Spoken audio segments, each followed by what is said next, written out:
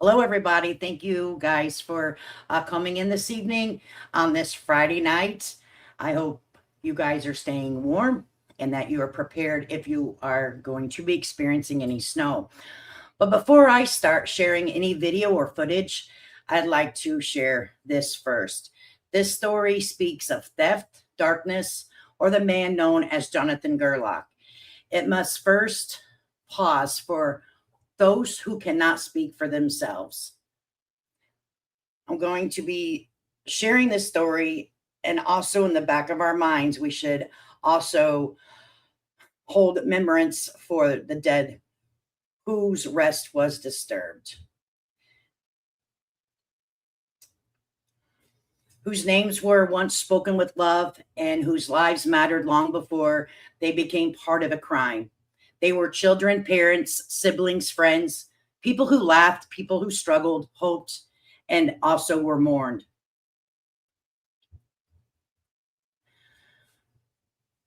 Their bodies were not objects, curiosities, or symbols. They were once homes to living souls. What follows is not to meant to be not meant to be viewed as glorification of desecration or to cause any harm to anybody that has been a victim to this guy. It is told with the understanding that every grave violated represents a family wounded, again, a loss reopened and a dignity taken that should never have been touched. May this story never forget that the true weight of these acts is carried not by the perpetrator's name, but by those who deserved peace. Let's get our show started.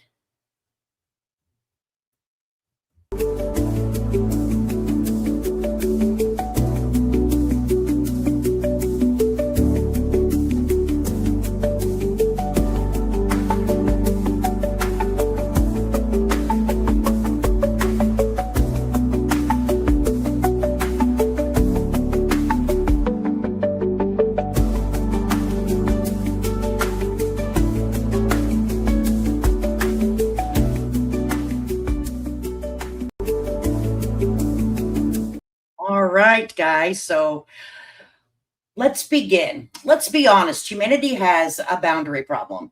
We've been failing to rest in peace vibe check since the second we invented the shovel. We tell ourselves we're civilized, but history shows that if you put something shiny in a box and bury it, someone somewhere is already calculating the hourly rate for digging it back up. Let's go ahead and go through the footage of Jonathan Gerlach and what he has done, which is horrific. All right, but first we have to start with ancient Egypt. Okay, and right here is, you guys know who this guy is, King Tut, right? And he was buried with all kinds of things, right? The pharaohs were buried with enough gold and jewels to make the modern billionaire look like they were shopping at a thrift store. These tombs were underground fortresses rigged with sandfall pits and stone traps that would make Indiana Jones sweat. But here's the kicker: most of them were cleaned out within 48 hours. Why? Because the guys who built the traps were usually the ones holding them out. It wasn't a curse, it was an inside job. And we're going to fast forward to the medieval Europe, where the vibe shifted from gold to toes. Seriously, churches collected shiny body parts like they were rare first edition prints. We're talking fingers, ribs, and skulls displayed in gilded boxes. It got so competitive that the priest literally was raiding other churches to liberate a holy femur. If you think LinkedIn networking is aggressive, imagine being the saint who ended up with 3 different heads in 3 different cities. That's some impressive multitasking. And by the late 1700s, grave robbing went corporate. Medical students needed subjects, and since the law was stingy with corpses, the resurrectionists entered the chat. The guys could snatch a body under 10 minutes. It literally took longer to boil water back then than it did to lose your grandmother. It got so bad that families started installing coffin torpedoes. Yes, literal explosives in the casket, because if someone was going to steal your body, they can at least do it with a bang. All right. And we move over here to the Victorian era. These stopped looking for bodies and started looking for the drip. Fancy silk dresses, lace, and even hair jewelry. Yes, jewelry made of dead people's hair were high value targets.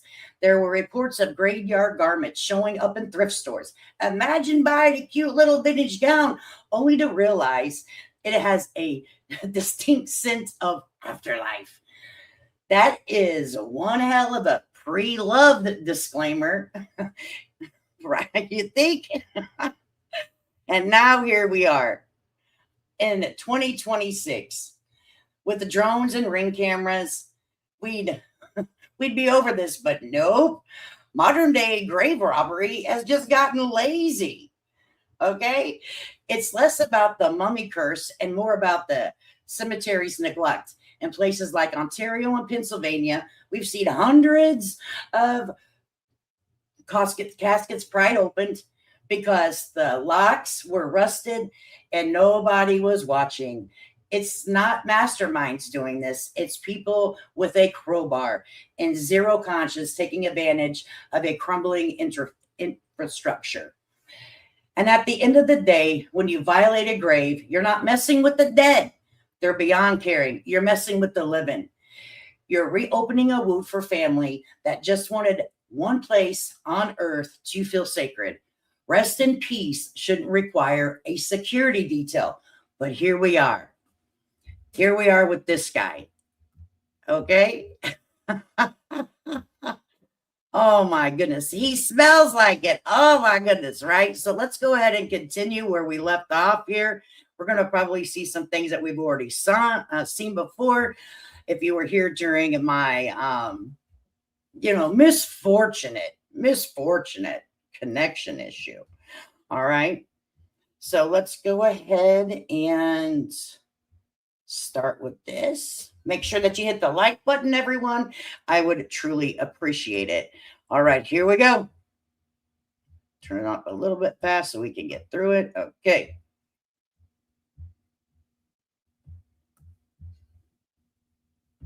A horror movie come to life the other night, guys. This case out of Delaware County might make your stomach turn. Investigators say they found human skulls, mummified feet, and decomposing body parts at the suspect's home. I never thought I would see this in my life. It was an experience that you really don't want to relive. They were basically on display. There was some stuff in boxes, but most of the stuff was on display. Some of these are 200 years old. Some of them obviously much newer. There's one that had a pacemaker still attached to the body. The Yeadon police chief says he's seen a lot in his Yes, you guys heard that correctly. There was a pacemaker still attached. Like, what in the world? But I found someone, and no one I've seen. I found something that I haven't seen anyone else share. So you're going to want to stay tuned. But nothing like what he saw when he walked into the home of accused grave robber Jonathan Gerlach. It's eerie. I mean, my bedroom window's right there, 50 feet away from a graveyard. According to court documents, Gerlach allegedly vandalized dozens of graves at the Mount Moriah Cemetery in Delaware County, as well as another cemetery in Luzerne County. Police say Gerlach used crowbars and screwdrivers to break into dozens of mausoleums and underground burial vaults. You can actually see where some of the stones were moved and vaults burglarized. 2 corpses stolen from this grave, 7 sets of remains stolen from this family plot. All of the remains were from those who died many years ago, but some as young as infants. In December, a tip came into police about a grave robber in Luzerne County. A tipster told police they recently discovered a partially decomposed corpse hanging from Gerlach's basement. They also say he disappeared for a few days and mentioned that he had been in Chicago selling a human skull. Prosecutors say it was old-fashioned police work that cracked the case. After a series of grave desecrations at Mount Moriah, Yeadon police set up a sting. On Tuesday, Gerlach was arrested at the cemetery with a burlap bag full of 30 human remains, many of them children. But when police searched Gerlach's home in Ephrata, Lancaster County, they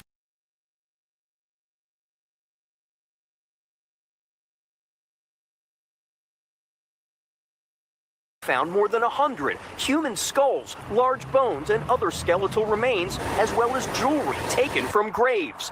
8 more skeletons were found in a nearby storage locker. Those who walk through the cemetery near Cobbs Creek Park recently noticed graves being desecrated. One guy tells us this mausoleum was repaired just after it was burglarized. We saw some graves that had been obviously opened or disturbed. Gerlach is charged with more than 450 counts on charges of burglary,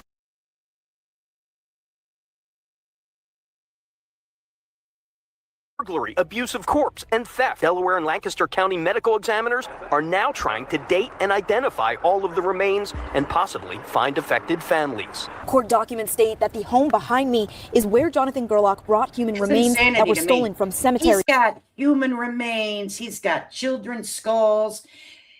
Over 450. This story shocks me. I don't understand it. Like, what possessed this guy? It's so freaking creepy. This is his house. While neighbors say the house sits unoccupied tonight, the smell of dead bodies just barely lingers. I'm getting goosebumps now, actually, thinking about it. You know, you don't expect something to be happening right outside your door. Just imagine if you were the neighbor. Wouldn't it be like, what? This guy has what next to me? He had what hanging in his garage? And all the flies, they're going to talk about the flies that were all around the windows on the inside of the house. I'm like, what? Like that. Neighbors on Washington Avenue say they've seen suspect Jonathan Gerlach and a woman walking a dog together around the neighborhood.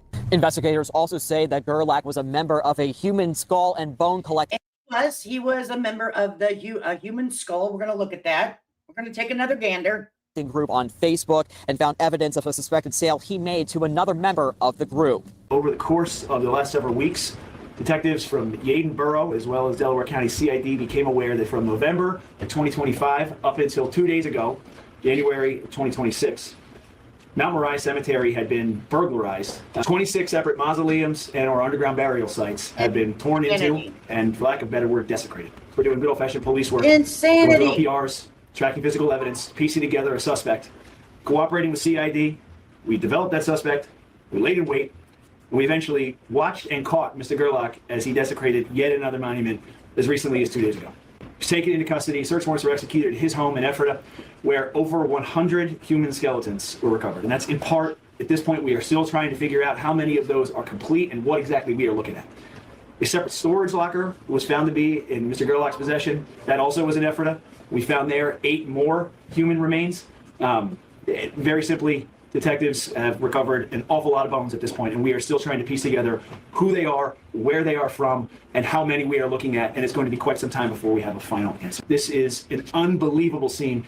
It's unbelievable. It's absolutely unbelievable. So let's go over here and take a look at what the world. Go over here and take a look at his Facebook. I'm sure you guys remember this.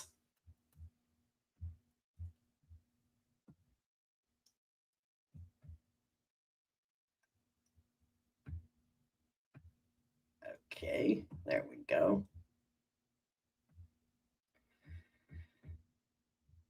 The human bones. Unreal. Like, what the world? Here you go. Here's some beautiful things. Oh, could you imagine this scrolling across? Could you imagine? You and your kids are just down here looking around. You know what I mean?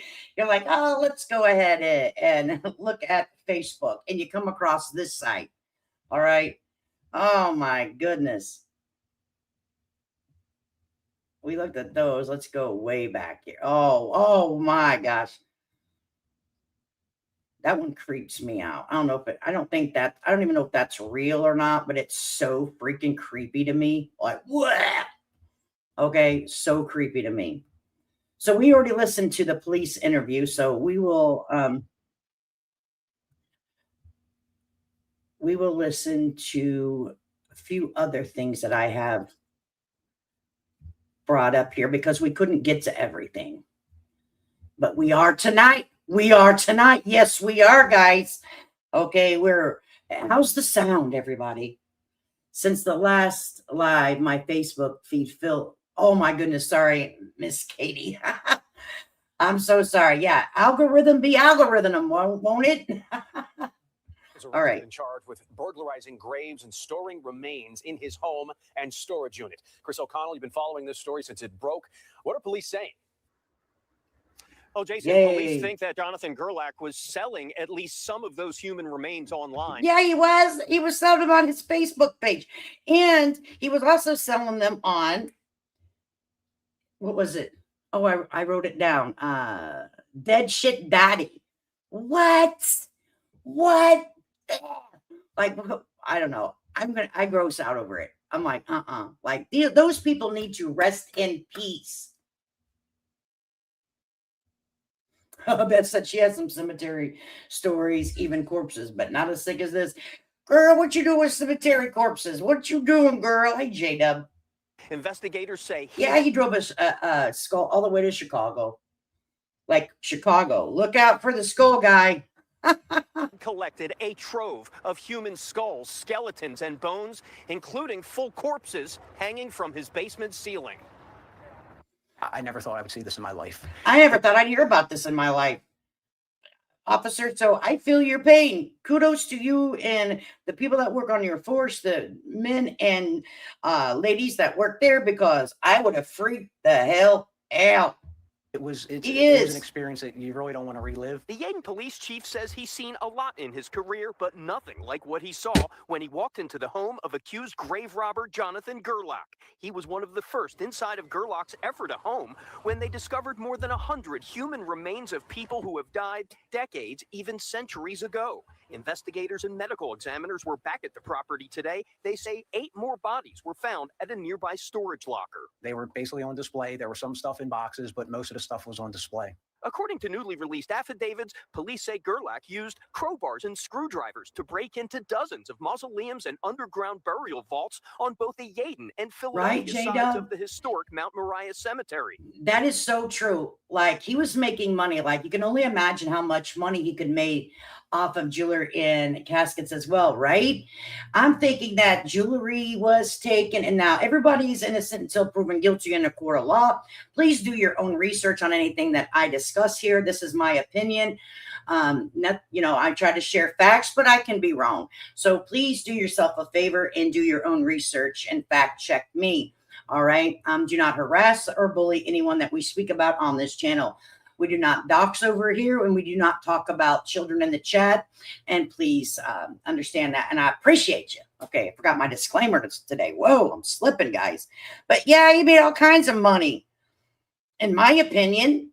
Can actually see where some of the stones were moved and vaults burglarized. 2 corpses stolen from this grave, 7 sets of remains stolen from this family. Jesus. All of them. So you guys heard that, right? 7 family members were taken from just this is, whoa.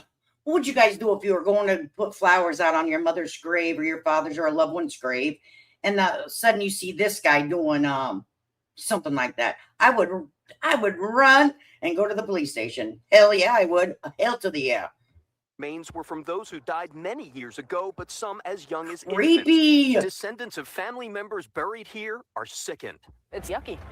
I mean, anybody finding out, we think that, we're going to rest in peace and be okay there. And and this is a family member. This is sad. Their landing space of their body, not their soul. So there's peace in that. Neighbors at Gerlach's Ephrata home started to get suspicious when they started noticing flies around the window. Right, Beezer said, I heard a Civil War veteran in full uniform, complete with sword. I bet there's money in that. Absolutely. Oh my goodness. More than 5, it was at least 20, 30 on each window. I figured it was a garage that they were getting in through somewhere and they couldn't get out, and now finding out that there was all those remains in there, it makes sense. Investigators are trying to figure out how cemeteries were hit.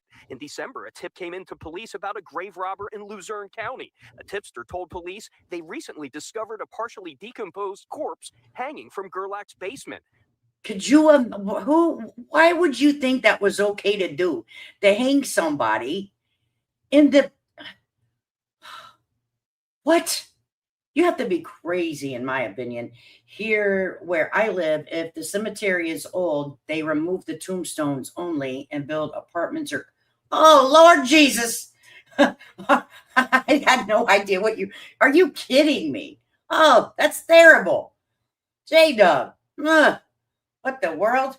What the world? Talk about, I wonder if it's, getting woke up in the middle of the night by an unwanted guest.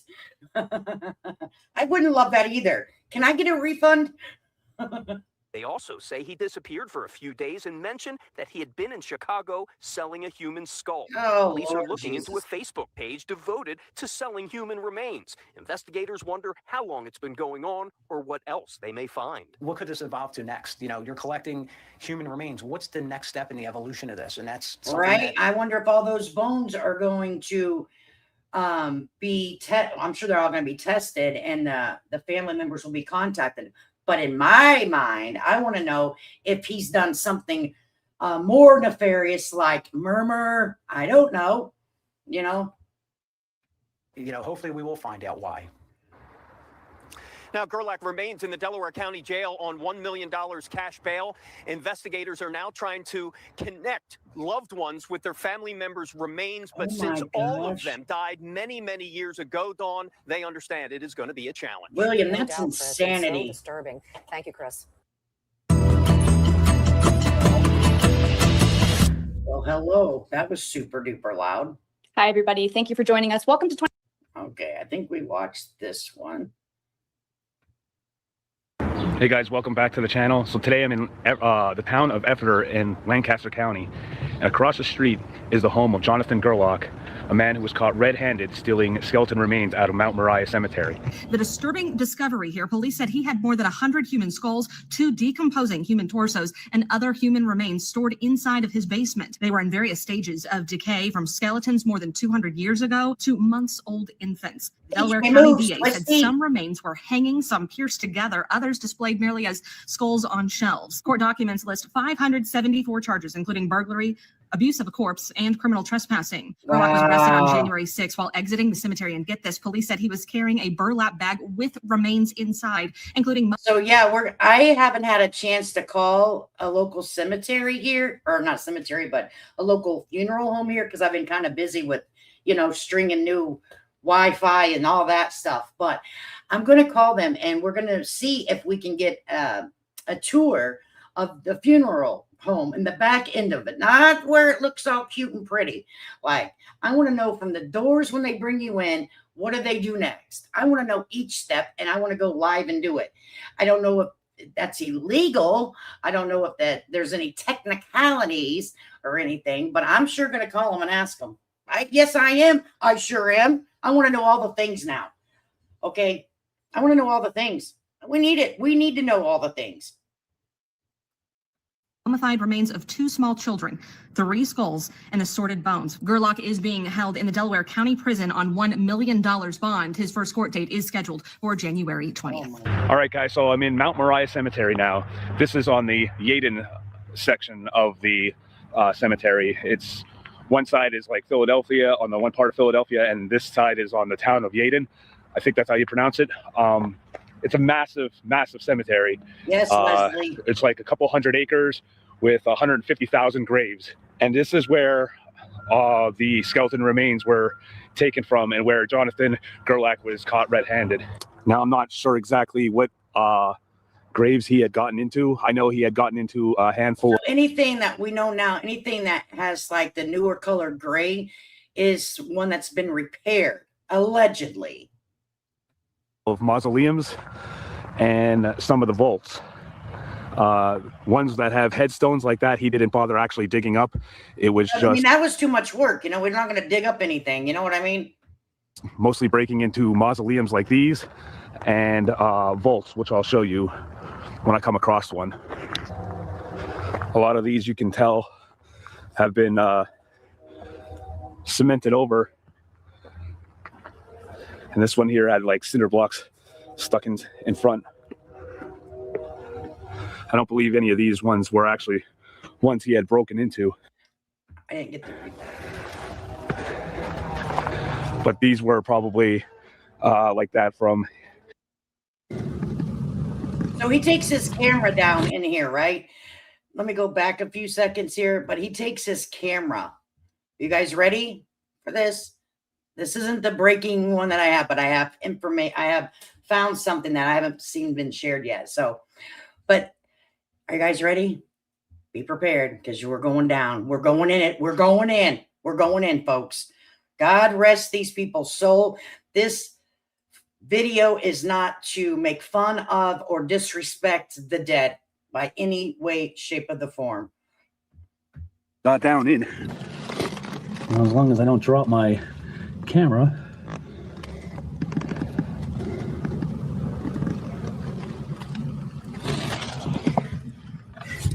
So down where the door had been broken into, obviously that was quite noticeable, and Let's go back and watch it again. Let's see if we can see it. Camera.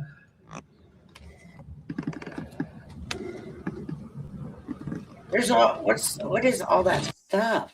It looks like is that trash? So down where the door had been broken in. That's what I was saying and saying. I'm like, is that trash? Like, what the world? Cans of stuff, cans in there. To obviously that was quite noticeable, and that's when somebody had made the call. When the police got up here, they noticed carabiners up here where he rappelled down from that hole all the way down, and then busted his way out from the bottom, which is just crazy and determination, I guess, to get down there. And right, baby, people partying in there.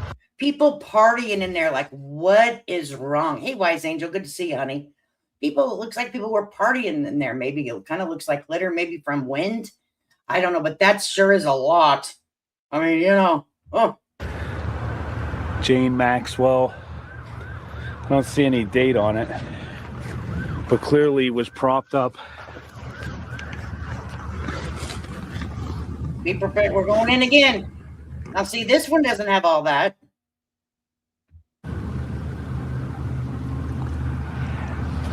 But clearly it was propped up, and someone definitely got in there looking for something. Like I said, this is in an overgrown section in the woods that probably thought nobody would notice. Here's another open one.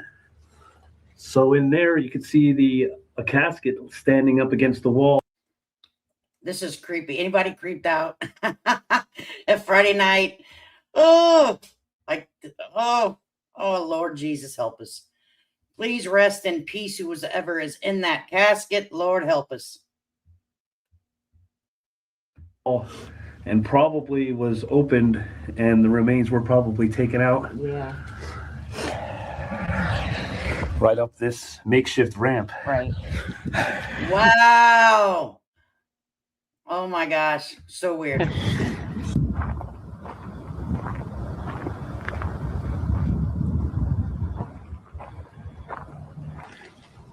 So this is a vault here that I came across that definitely looks pretty freshly broken into. As you can see, it was propped up. Looks like right about there is where he was using his crowbars to get up. Yeah, you can see like where he used his crowbars right along here. Oh, Peachy said, I had work shifts helping in the morgue. I had prep bodies. I had first responder over 10 years. I've seen a lot, but this here is beyond disturbing. I'm telling you, like, that's a job, Peachy. You're not like, okay, I know where Mr. and Mrs., Cracker and peanut butter and cheese is buried. I'm going to go ahead and dig it up now and whoa, use a crowbar, pop it open. Oh, what the heck? I mean, this is insanity, right? Maybe Peachy can tell us. Do you think that if we call and see if we can get a look-see into the back end of the funeral home, I think we have a right to know what's going to happen to our bodies. All right. Do you think that they'll let us go in there and look, Peachy? What do you think? Is there any state laws against it? I don't know, but I want to find out. Underneath it and then propped it up on those stones. What the world? And then got down in here and possibly removed. Well, like that's empty. So that's telling me, someone said in the chat, he might have took the whole doggone casket. Lord Jesus. Oh. Some skeleton remains from this vault. So check the pinned comments below. I'm going to leave a link to Mobile Instinct's video. He was also here before I was and did a video of this place, and he came across a lot more vaults. This may have been another one. You can clearly tell that that's been shifted, right? Yeah. So not me in those graves. You can tell it was moved. But okay. I don't, maybe he not, it was too heavy and he didn't have. Well, that's good, Peachy. Okay. Yeah, dude's elevator does not go to the penthouse floor. No, I'm telling you. Enough strength to get inside this one because that top one is pretty thick. So those are heavy. He may not have gotten into that, but at least probably had tried. Oh, yeah, he tried. Very obvious. If I was here in the summertime. Now, little miss, that's going a little too far for me. Said from what I heard was some funeral homes will allow you to see the process. Lord Jesus, messing with someone's final resting place is the ultimate disrespect. Absolutely it is. Like, no. And I'm thinking the same thing, Stacy. How could this guy have done this alone? But he was found alone. I'd probably be covered in ticks with all this vegetation that's grown. And I probably, well, it's even hard to see on camera now, but I probably wouldn't even see half of these headstones buried in the woods here. And there is a link to this church, not church, to this cemetery. They are taking up donations to fix this, right? To fix this problem. But oh my gosh. Oh my gosh. All right. So we're going to go ahead and continue on to the next one here.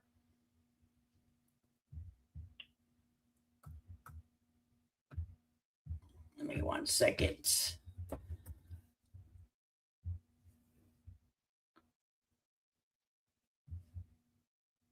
I'm going to continue to the next video.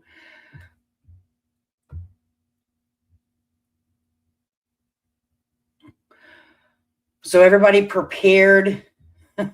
Everybody prepared for the snow, the ice, and all that. Hopefully you guys are all prepared because, whoa, I heard it's going to be crazy. All right, let's see here. Where was I?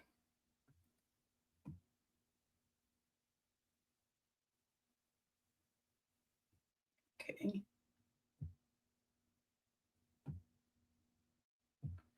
This was 2 weeks ago. All right, right here. All right, let's pull this one up. Stop sharing this. All right. Yep, got everything ready here. Door froze shut today. Yeah, Stacy been having a problem with her doggone door freezing up.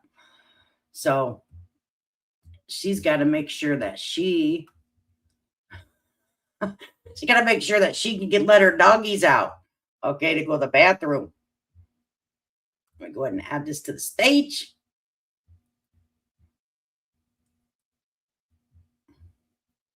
We're talking about a pretty crazy story. A man who is storing human remains in Ephrata. He has been charged now, and now we know more about him because of a search warrant. So I want to bring in Lily Sexton, who actually went through that search warrant today and can share more details with us. Lily, what did you learn about the case after going through the search warrant, about storage of the remains, the remains? What can you tell us? So the search warrant really broke down all the evidence that they had against him leading up to when they were able to actually enter his home. And they said He just looks like he has a problem. Doesn't he? If you look in someone's eyes, I know this is a picture, but he just looks like he has issues, in my opinion. That he looks like he smells like death. Okay? going to the cemetery, which he robbed outside, is accused of robbing outside of Philadelphia multiple times. It was not just on one occasion did he steal all these bodies. He was going back. They also described all of the evidence that he was leaving on the scene at each time. Some of it being DNA evidence like cigarette butts and energy drinks that he left behind. Other times, tools that he left behind that he was potentially using to break into the cemetery and actually steal things in the grave. They also broke down evidence they had against him in terms of what he was posting on social media. They said that he was likely also selling body parts, according to the document. They found Facebook posts that included people thanking him for the human skin bag. Yeah, you heard that, right? Let's go back. You guys hear that? What he's listen. Posts that included people thanking him for the human skin bag that they purchased from him. So, what in the world is a human skin bag? I've heard of a Louis Vuitton bag. I've heard of a Prada bag. I've heard of a Coach bag. I've heard of a Michael Kors bag. But I have never in my life heard of a skin bag. And I need to know whose skin it was, sir. Was it your skin? Whose skin? Where'd you get the skin from, buddy? Because it wasn't yours. I'm damn near sure of it. All right, give the person back their skin for the love of God. What's wrong with you? Skin bag. Skin bag. You put a skull in a skin bag. I couldn't even imagine. Like, what?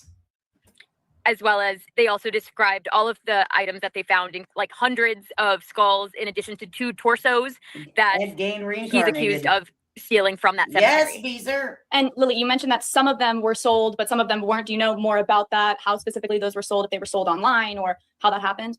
They have evidence with his Cash App that he was using his Cash App most likely to further sales and purchases of the body parts. We don't know exactly how. He wasn't real smart. He was using a Cash App. Yeah, just go on Cash App me $1,500 for a baby skull. That's sick in the minute, dude. Like, what? And no, here's the problem that I have with this whole thing. Whenever somebody wants a skull, like, where would one seek out a skull? Well, we know now from Facebook. But wouldn't you think that it would be your responsibility to ask, hey, yo, bro, like, where'd you get the skull at? Where'd you get the skin bag at? Like, isn't there, and I did a little bit of research on it, and I did find out that there really isn't any type of documentation that is required for one to carry if you're in the business of selling body bone parts and shit. I'm like, what? There's no like legal documentation of this. This is absurd. How much he sold online, but we do, according to the documents at least, think that he wasn't just robbing the graves and keeping everything. He was also turning it into a business and selling some of the items. Wow, yeah, interesting. And so we know that there's no real motive at this time, but I want to bring in Maxine Rose because she dived a little bit deeper today to learn more about Jonathan Gerlach and about what he, what we know about him leading up to this. So Maxine, what can you tell us? I know that you've been in the neighborhood of his Ephrata home where some of these remains were stored. What did you learn? Yeah, Alex. So I spoke with a person who claims to have been, a close friend of Jonathan Gerlach. He says he hasn't spoken with him in roughly, 5 to 8 years. He says he can't really remember, but he spent a lot of time, especially in his youth, in a band, in his teens, really talking with Jonathan Gerlach between the shows, after the shows, hanging out with him. He says he was a really nice, empathetic guy. He says that he seemed pretty normal for the most part. Yeah, that's him right there. You can see. And that really, he just seemed like someone who was like everybody else in the heavy metal community, just just wanting to kind of enjoy life and had deep conversations, but with being in the heavy metal community, this guy did tell me today, sometimes people are interested in oddities or maybe darker types of things. But what's interesting here is that this guy tells me today, like, Jonathan Gerlach never said anything about liking oddities this much. So all of this is really coming as a shock to. Wow, I wouldn't be going around admitting to my friends if I was collecting and robbing and stealing the dead. I wouldn't go around and tell nobody. Friends and people who knew him, people who came into passing. We've seen on social media so many people just saying how much this has shocked I know, them. right, Jacob? Right. Having come into contact with him either while he's walking his dog outside or, knowing someone who worked with him or seeing him with his band performing as a lyricist and vocalist for his band in this area and also the Williamsport area. And so come to that, we've seen this. So I'm sure that you guys have all heard that he was in a band, right? Have you guys heard that? That he was in a band. Said some may have never be identified. Oh my gosh, that's so sad. Oh, that's so sad that some people may never be identified. That's terrible. This guy's a real dick. But it was said that he has a band, right? So. Hey guys, welcome back to the channel. We already watched that. Let's go. And you might recognize there was allegedly had a partner, right? So a PA man sittings in stolen body parts, case breaks silence. So this guy here was allegedly in cahoots with this guy. All right. So we're going to listen to him. I found him very interesting. Look at this guy. Okay. But I have to show you guys some stuff as we get through this because I was like, you are a wild dude. Tim, you've seen him before. The Cumberland County man who pleaded guilty to buying and selling stolen human body parts has. Yeah. Lord Jesus, help us all. Now turned himself into federal custody. Today marking the start of a 6-year prison sentence for Jeremy Pauley after a judge denied a push for him to have that delayed. So that's you guys seen it. Yeah, you did. So this is a case that we have been talking about and following for 3 years now. And we are actually hearing food up here. You guys see that she got donuts and some stuff. What the and chicken maybe? I don't even know what she got over there, but it looks like donuts to me. The hell? Oh, what? I'm losing my freaking mind over here. This chick was. How did we go from this to visualizing this? I'm losing it. I'm losing my mind. I feel like I'm in the upside down world. I feel like I need a mental evaluation. Lord Jesus. Hey, Chicky Chick. Side of the story tonight, thanks to CBS 21 News Assistant Director and Investigative Journalist Tyler Jeske. Why did you guys decide to speak on camera now? We're finally able to. Yeah. I mean, what people don't realize is, for 3.5 years, I'm fighting this case, and I can't risk saying anything publicly that could potentially be used in a detrimental way in my case. Even after pleading guilty, Jeremy Pauley and his fiance want to clear his name. We believe in the conservation of antique medical specimens. And that of the oddities community. I think people once upon a time, we had a very great relationship with death. We don't keep mementos of people with us after they pass. We don't wear hair like we used to from the deceased ones that have passed. But it doesn't mean that practice isn't still ongoing in the world. The shadows of the macabre came to full light in June of 2023. That's when police raided Pauley's home in Enola, finding buckets of human remains, organs, and why would he have organs for what? He's going to tell us why. bones, prosecutors say, were stolen from those who gave their bodies to science. No, I wasn't even living there. How could I put them there? They just showed up at my new door and they're like, we got to talk. And that's how I learned about it. She had reached out to me. She's like, this facility, this institution, when the cadavers are no longer being used, when they've been used as much as possibly to be used, they're incinerated and they're disposed of. He also bought remains from a third party who prosecutors say had taken parts from Harvard Medical School. My head was spinning. I'm like, you heard that right? Harvard Medical School. What would be stolen? His goal, he says, was to continue using the body parts for scientific purposes. No. Is he a scientist? Are you educated in the science department? Like, what? I was talking about the amount of my time and money I've put in passion to work on a new preservation method that I wanted to donate to local facilities and colleges, that, hey, at the local community college, there's a biology department. I can take all your old wet specimens now and I can do something with them that you can put them back into the curriculum safely. Instead, the focus has been on a guilty plea and a 6-year prison sentence Pauly is facing for interstate transport of stolen body parts and conspiracy. While he understands the crime happened, the federal government has claimed that you were the middleman of all of this. What is your reaction when you hear that? It's laughable. This isn't my opinion. These are facts.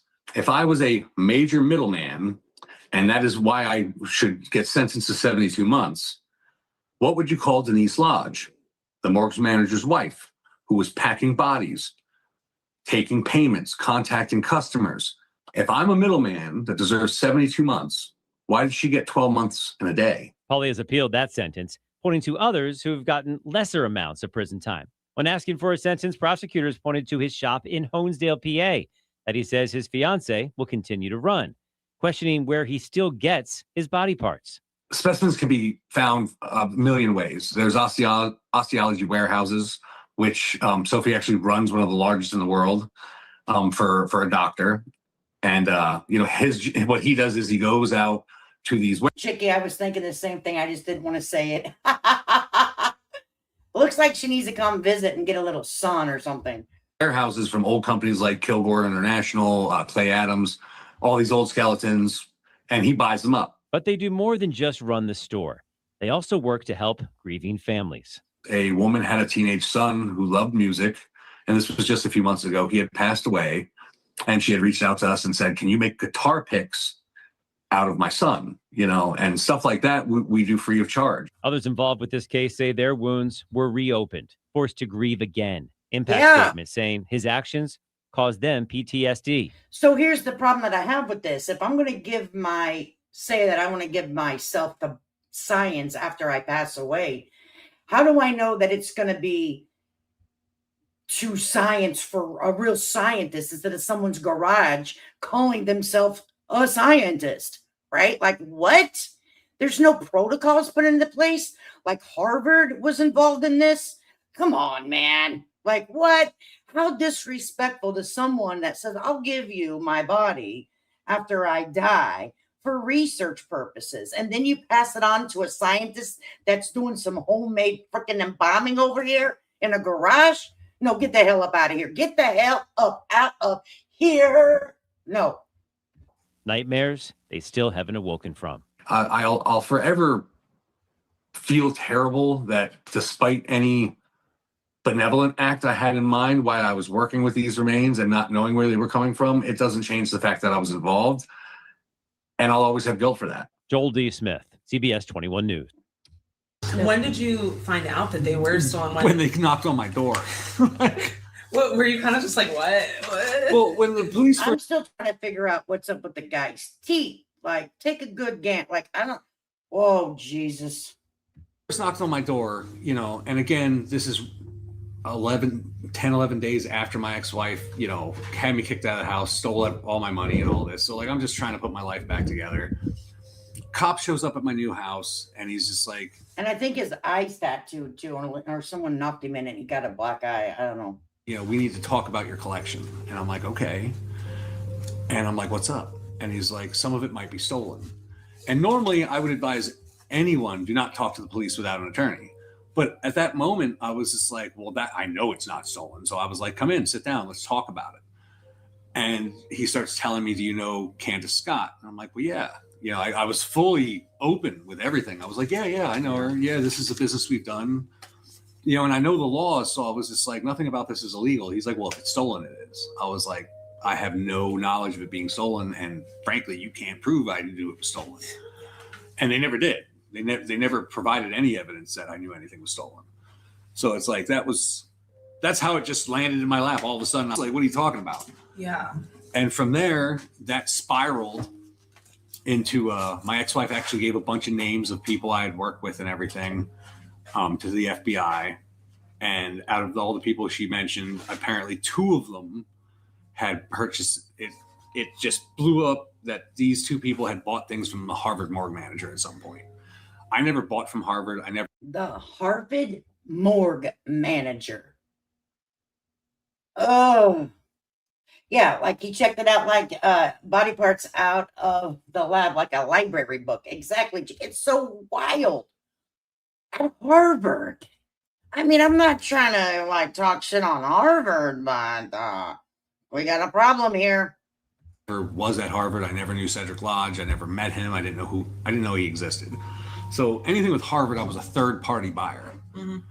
And somehow I just became the face of Harvard. Everything about Josie, me and good to Harvard see ya. got linked, and it didn't even make sense. And so by like third party buyer, you mean like it was sold to somebody and then that somebody sold it to you? Yeah. Yes. Yeah. So there was no direct link with me and Harvard at all.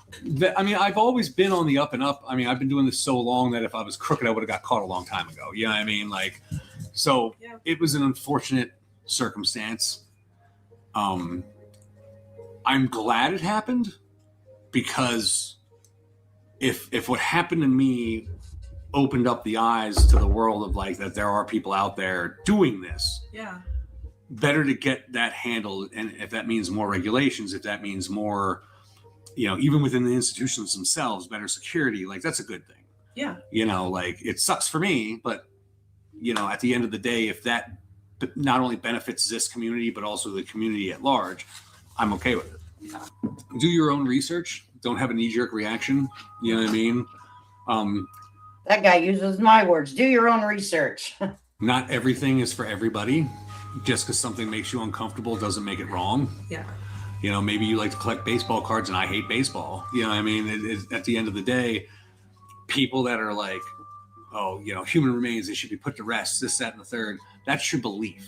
That's your opinion. You know what I mean? Like, and you're entitled to that opinion and that belief system. But we're talking about the guy that has been arrested and charged with over 450 accounts of theft, stealing the bones out of graves. Yes, that's what it is. And this guy's been prosecuted for it, and I thought it'd be interested to hear his perspective on what he does. Okay. Papua New Guinea. Yeah. Their belief was buddy's sitting here. Well, I have to sleep on the skull of my ancestors so I don't have bad luck. You know what I mean? Like, so it's very subjective, and people just react to their feelings and usually their religious upbringing. Burying bodies isn't the only way people Yes, he did, grieve Chicky. or He handle. compared body parts to baseball cards. I'm sorry, Buster, but in my opinion, you can't really compare collecting skulls of children to baseball card. Okay? What is wrong with you? And why would you even say that? Like, could you come up with a different analogy there? I mean, I know you're on doing a video. We get tongue-tied. I mean, you guys hear me getting tongue-tied all the time. My tongue's always tied. Shit. But at the end of the day, this guy. They're very odd individuals, in my opinion. Human remains. Yeah. And then, it gets very interesting because those same people are like, well, if the skeleton's being used to teach, that's okay. All right. Well, he was used to teach hundreds of people. And now he sits here with me. So they should be like, here's the deal. My problem with this is, sir, it was given to teach with, not for you to put on display as a lamp, as a figure in someone's house. Okay, that wasn't why it was given to science. And is it's retired skeleton is what you're calling it? Well, can you lay it to rest? Son of a... Why can I not enjoy him and have this piece of history with me that I obviously respect? But maybe not everybody would he's not respect teaching it. Maybe not everybody would respect it. That's the problem. a doctor anymore, but he does teach people that walk through that door every day. All the human remains in my possession have always been treated well. I mean, we both do restoration work, not just on wet specimens, but repairing skeletons. Like she said, she'll rewire, a skeleton or repaint the medical labeling, And to me, that's respect. You know, that's taking care of them. Right, Wise Angel? Preservation of the historical side of it is also important. Like, you know, this shrunken head here. Where you been, girl? The dark history surrounding shrunken heads is unfathomable. But now, how many of us would want this in our house for people to come and view? It's just really odd to me. But hey, there's a market out there for it. So I guess we're the odd people because we don't like it. Okay. You know, I can't go back and change what happened to that woman, but I can revere her and appreciate her till the end of my days, you know, and whether that dark history makes someone uncomfortable, that is history. And if you just bury her and throw her away, you're just trying to erase something that's never going to go away. I've said this many times about him since I've been asked about him. Either he's mentally ill or he has the biggest balls I've ever seen, because to do what he was doing at the volume he was doing it, I can't fathom, you know, what would possess someone to do that. And obviously he was selling the stuff, you know. I don't know why he was collecting stuff in such volume. It's really weird to me, because I know he had posted about forming an LLC on forensic analysis and things like that. So maybe the best case scenario, in my opinion, is in some warped way. Maybe that's what he was trying to do, was to like build some kind of database to learn, but that's giving him a lot of credit. I definitely think greed was a huge factor here. Why did I plead guilty? I pled guilty because I wanted it to be over. Aww. You know, when this case popped. Sorry to hear that, Shaby, that your kitty passed away. When losing a pet sucks. It's like losing a loved one. That's for sure. That's for sure. So sorry, Shaby. Oh, go get you a picture of your cat and stick it beside you. It helped. That's what helped me. Popped off. What the public didn't know was that Sarah had stripped me of my life already. She had wiped out my bank account. So like I had $1,300 to my name in a car, you know, after, you know, supporting her, paying all the bills, paying for her boob job, paying for her lip injections, paying for everything. I was stripped down of that and had to rebuild life with that. And in the midst of that, this case happened. So by the time I got to the point when I pled guilty, I was exhausted. I'm exhausted. I'm financially strained. I just, you know, I wanted it to be over. And I also didn't believe at that point, if I went to trial, I didn't think I'd get a fair shake. You know, why is that? Because my face was blasted from here to Australia. You know, everybody knew what, you know, and, you know, a lot of people ask, well, why would you open the shop in the middle of this? It's like, well, what else am I supposed to do? There was no end in sight. There was no, I didn't know when I was getting sentenced, any of that. How long was I supposed to just sit there and twiddle my thumbs before I tried to build a life again? And you asked the DA if it was okay. And yeah, the funny thing was I asked the DA through my lawyer if I was allowed to sell human remains because they're legal. I was told yes, as long as they're not stolen. And then when I opened the shop, they used that heavily in their memorandum to say that I was not showing remorse because I was continuing this behavior. Even though they've never been in the shop, they've never come and arrested me, they never violated my pretrial release, they never violated my probation, because what I'm doing isn't illegal. Facts about the case have been both distorted and sensationalized like crazy. No journalist did any real research on me. You know, I own a nonprofit educational museum. I've done preservation work for years. There was such a different avenue of my work that was just ignored because it didn't fit the narrative. Yeah. You know, and on top of that, you know, it was just like, it was headlines, sicko body snatcher. Like the media was presenting things. Right, Beezer. In a way that simply weren't true. I never went to a morgue. I never went into a facility. I never urged anybody to steal anything for me. And all this was agreed at my sentencing. You know, the judge struck down most of their argument. Yeah.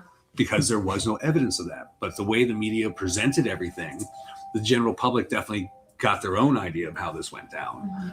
And again, I couldn't say anything. I couldn't go out there and defend myself. I couldn't do an interview to combat, you know, that narrative. The majority of people that collect this stuff, whether it's customers who walk into the shop or even personal friends I've had for years in this community, the majority are the most normal looking people you'll ever meet. They're your bank teller, they're your Cub Scout leader, they're your, you know, your kid's teacher. It's definitely not the subculture that it appears to be. Yeah. I think That's wild. That's absolutely wild to me. Oh my goodness, that's absolute. What happened with Stacy? That's absolutely wild. I lost my cat December 9th. It's so hard. Yes. Losing a pet's like losing a family member, for real. We had a loss of a dog here, my Mocha, and I'm going to tell you what, it's so hard. And it's so different whenever your pet's no longer at your house. So thinking of you both. people definitely tend to gravitate to the guy with tattoos who has human skulls because it's the whole package going. No, we're gravitating to the guy that broke into mausoleums and stole people's bones. Okay, I'm just giving a different side. You got to share both sides of the story, right? You got to share. This is what this guy did, and this is what this guy did, right? So, and then speak about it. So we're not saying what you did is okay, but you're talking about it, so I'm going to show it. But you're talking about a gentleman that stole body parts out of a cemetery, okay? And you allegedly, well, you've been convicted of it, got parts from Harvard down the way. Like somebody got it from Harvard and someone gave it to you, blah, blah, blah. Okay, at the end of the day, whenever someone gives their body to science, I don't think the intention was to end up in someone's living room or kitchen or dining room or family room. I just don't think that was the intention of giving their body to science. I guess that's something that we need to think about in society, though. What's going to happen to my body after Harvard's done with me? Who's going to get me? Where is my real final resting place? Going on, but honestly, the majority they look like you guys. Yeah, I mean, like it's really honestly the truth. Knowledge is power. Yeah, I mean, if we all. And what I've learned about this, sir, you're right. Knowledge is power. Cremate me. Okay, cremate me. Fear what we don't understand. So if you try to understand it, even if it's still not for you, I think you'll walk away with a better respect of it, you know. Well, I thought it was only fair to show, his point of view of things. We watched this one. Okay. Catfishing, Grave Edition. I wanted to show you guys.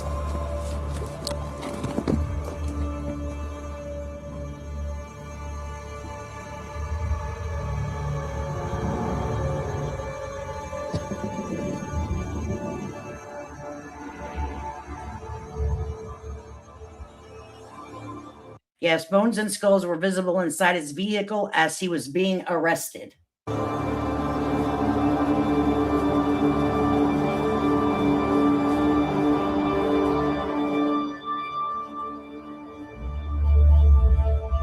A burlap bag he had on him at the time of his arrest contained 2 mummified children.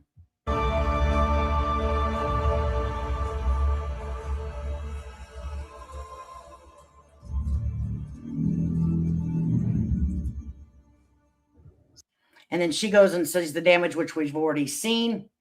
But, oh my goodness. People are raising questions about the legal selling of human remains in Pennsylvania. And this is going to talk about the legal end of things, okay? I found this very interesting because, Lord, I did not even have a clue. Oh, man, alive. Jesus help us all. Yeah, Howard, it does that. Sometimes you have to unsubscribe and subscribe back and put all notifications on. It's a pain in the rip. It's a pain in the rear end. The arrest of Jonathan Gerlach. Last week, Fox 43's Matt Kleinen spoke with one oddities collector to get her thoughts on the case. A week after skeletons were discovered in Jonathan Gerlach's home, people are asking more questions about the oddities industry. Thank you, Howard. She said, oh, crap, I forgot to pay him up for my membership. That's fine. Anyone that would like to support the channel, you can do so by going to my channel's front page and push join. And that's a way to support the channel. It's never required, but always appreciated.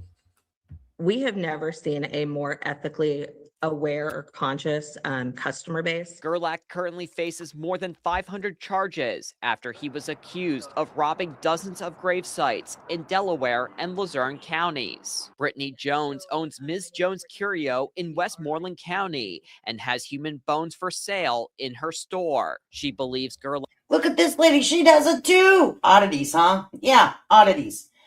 What? This lady does it too. Now that did look like your librarian or the cashier at Publix. I mean, oh Lord Jesus, help us all.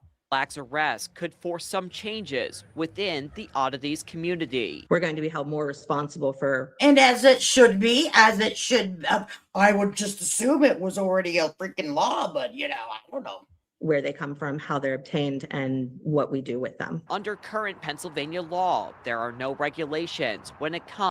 No regulations. How did we get through society? What the Lord? Comes to buying or selling human remains. Jones says the bones she has are retired teaching skeletons, and adds she made sure that the sellers got them in a legal and ethical manner. We ask the same questions, whether it's a human specimen or whether it's an animal or insect that we work with. We like to make sure where they got it, why they have it, how they have it. She believes oddity collectors should be required to carry verification documents going forward to ensure. I agree. And wouldn't you guys just assume like that was a thing? Like in this today's society, as far as we've become and advanced in technology and everything, you would have thought that someone would have come up with the genius idea of, hey, let's make sure that the dead's protected. What the hell? Sure, any human remains they buy are ethically sourced. It would just hold more people accountable and kind of help us explain a little bit better where they came from and who they were. She hopes both the Jonathan Gerlach and Jeremy Pauley cases encourage collectors to take more action to respect the remains in their possession. You have to make sure that you're doing things the right way. And if you're not, then yeah, you have to be held accountable. Matt Kleindentz, Fox 43 News. Wow. There's no regulations. Can you guys believe that? I don't believe they bought them stolen bones from black market from somebody still engraved. She's guilty, and so is he. There you go, William. I can't believe this even exists. I'm telling you, it's crazy. I cannot even believe it exists. He had horns surgically implanted in his head. Oh, Lord. Oh, Lord.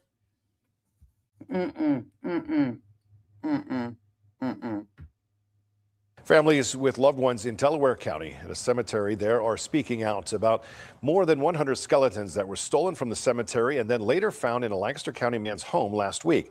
Fox 43's Matt Kleindentz spoke with those family members and has the latest on the case. People across Pennsylvania continue to be shocked after police pulled hundreds of skeletons from a Lancaster County home. I've never heard of anything like this before.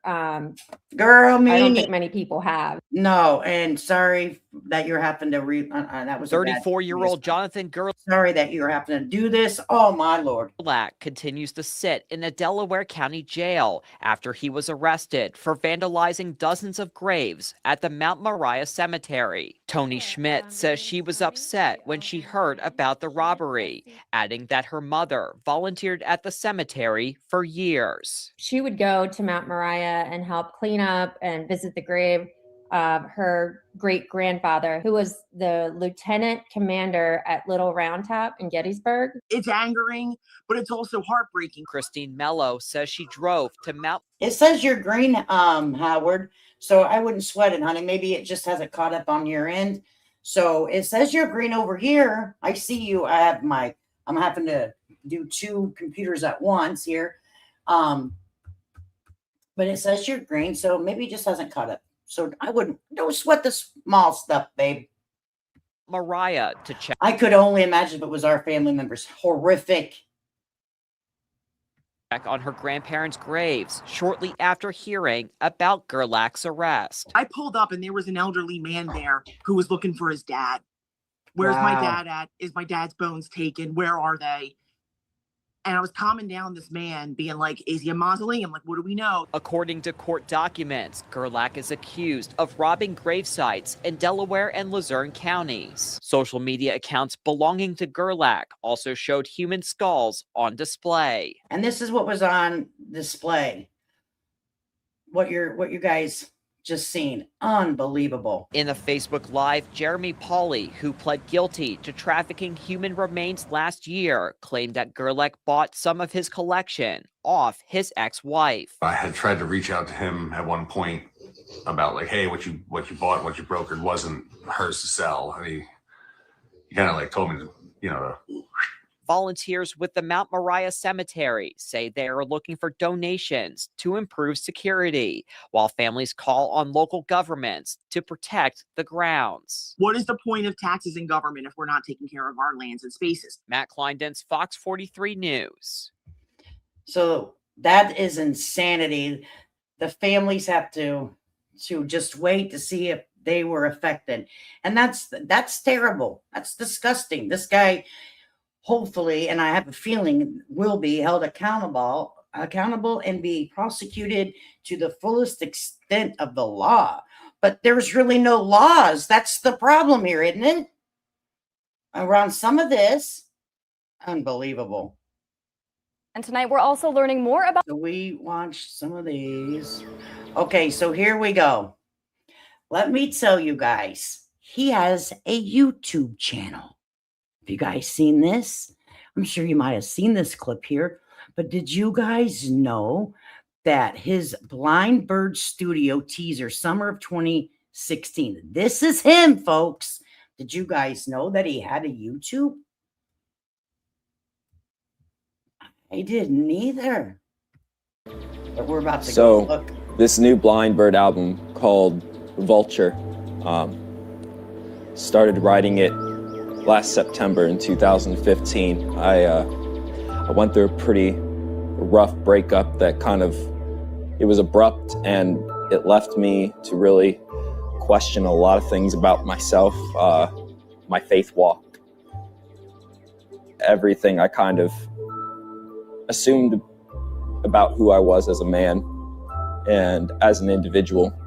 And I cooped myself up in my apartment for probably a good 7 months just writing this album and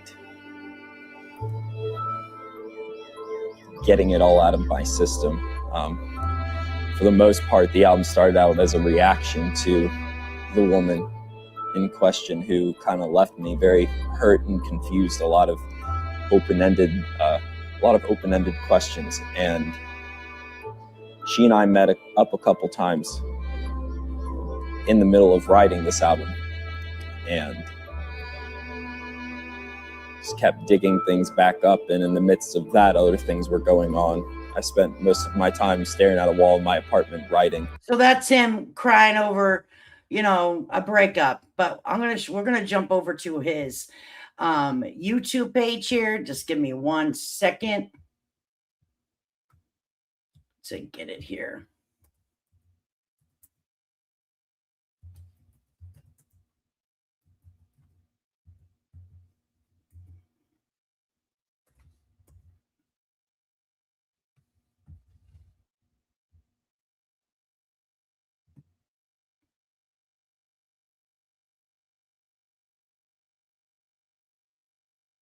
I think it should be easier if I do it in my history, because it's kind of hard to find. It was kind of hard to find, but I'm pretty sure it's in my history.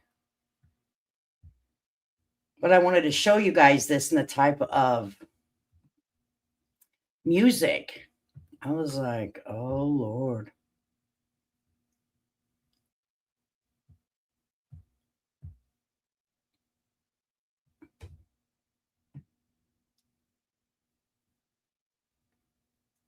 Why is that in my history? I don't remember watching this.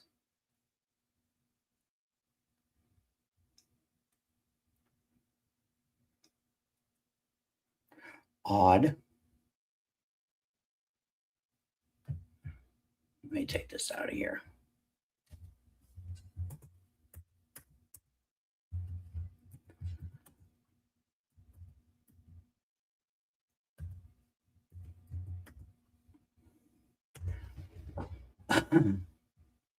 Now I can't find the damn thing. Hang tight. Okay.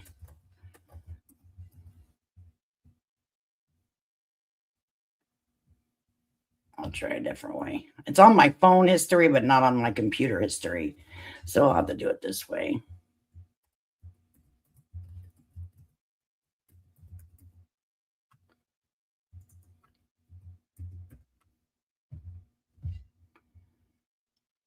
Damn it.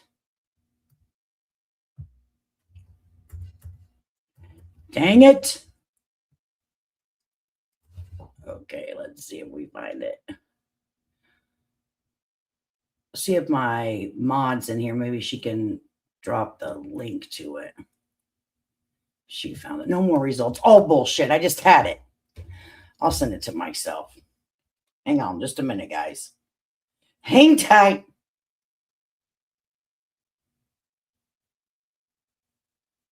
It's very weird. His music is very strange. Have you guys seen it? Waiting for the Winter. Have you guys seen it? I won't go and look for it if you guys have seen it. I won't go look for it.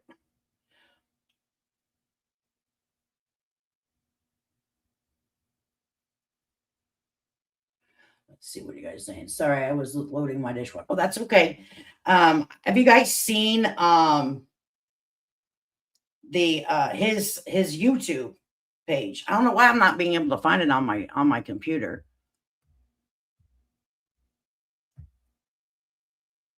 Let me try again. Waiting for the Storm. The Addams Family members. Oh my goodness. Oh, you know what I did? Here's what I did. That's how I found it. I remembered.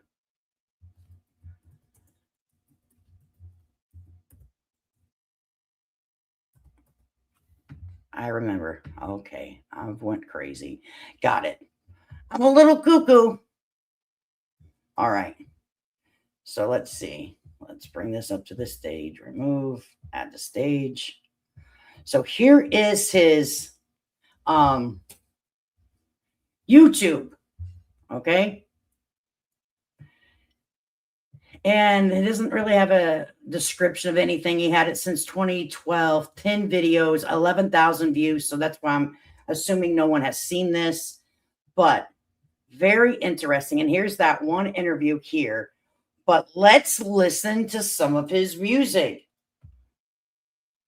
and see if we're fans.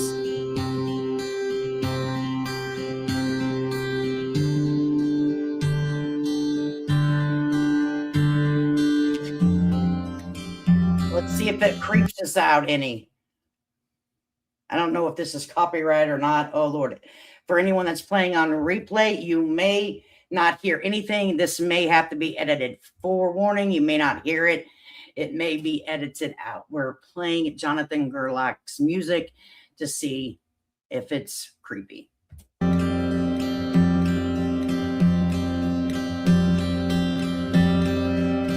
years later, and we still find the time to talk through all the messes that we've made, different paths we chose to walk. Just his voice kind of creeps me out, right? Because we know what we know. Because we know what we know. Oh, thank you, Beezer. Did you find it? I'm so sorry. I was having a little bit of a situation mentally. It's like, how did I find it? I still remember feeling your heartbeat. So this is his love song to his friend. My chest. So yeah, that's a slow song. Let's listen to something else. Let's see what else he's got here.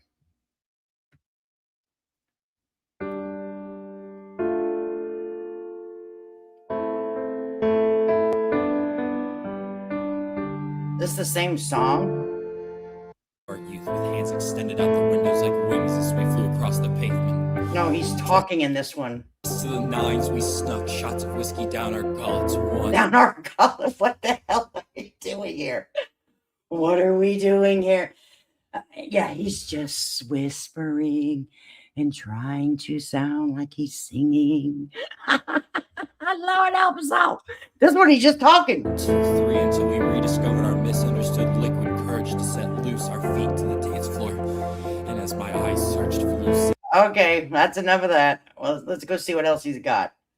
Okay, now keep in mind that, you know, this is from, you know, years ago.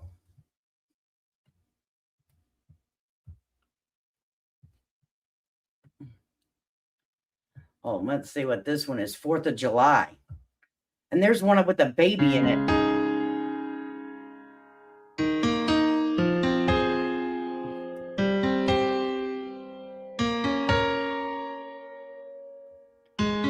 Does anyone, maybe that's the name of his band, FOB. Those are their initials. Where's the song that Don't Mind Me? I'm a nut. Right? It was the 4th of July. You and I were fire. I wonder if this breakup he's talking about, if it really tilted him over the edge to be a crazy person, right? I wonder, because it seems like he's singing sad. I'm so sad. I lost my love of my life. Oh, I'm so sad. I'm so sad. Life has gave me loneliness. And wonder if this is the beginning of the downfall. I don't know. But this is another slow week. And I miss you in the June room too. It was the 4th of July. Maybe it was on the 4th of July when his girlfriend broke up with him, but he is sad about it. He is very upset about it. But whenever you see his playlist, you're going to laugh. All right. So what is this one? Oh, that's the same one. Oh, and there's a live show. Okay, let's see. This is a live.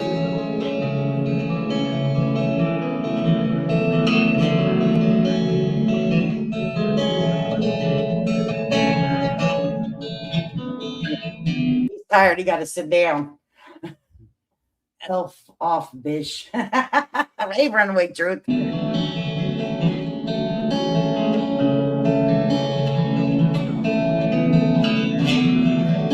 Weird individual, weird guy, right? I think that might have done it. I think he had a freaking mental break. But look at his playlist. What his safe playlist right here. Here we go. Let's see what he thought was great motivation. What was motivating you, stinker? You Ariana Grande? No, you ain't over here collecting bones listening to Ariana Grande, are you? Get out of here, boy. If you don't get on up out of here.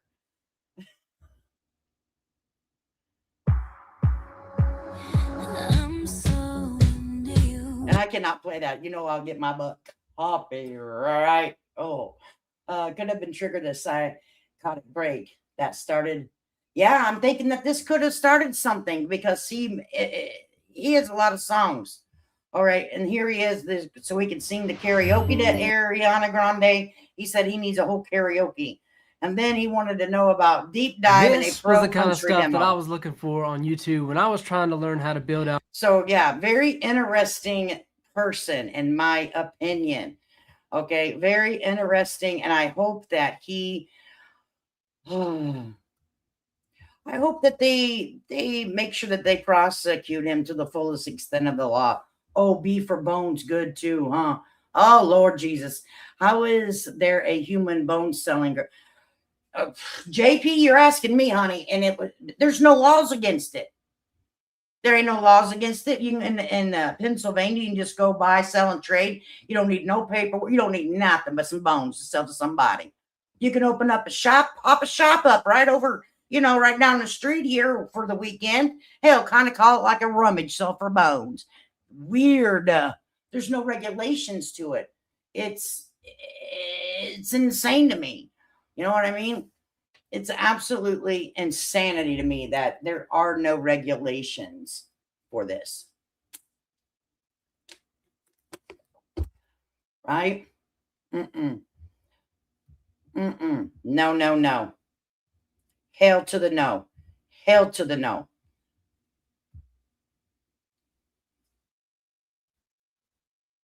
It's insanity to me. It is absolutely insanity to me.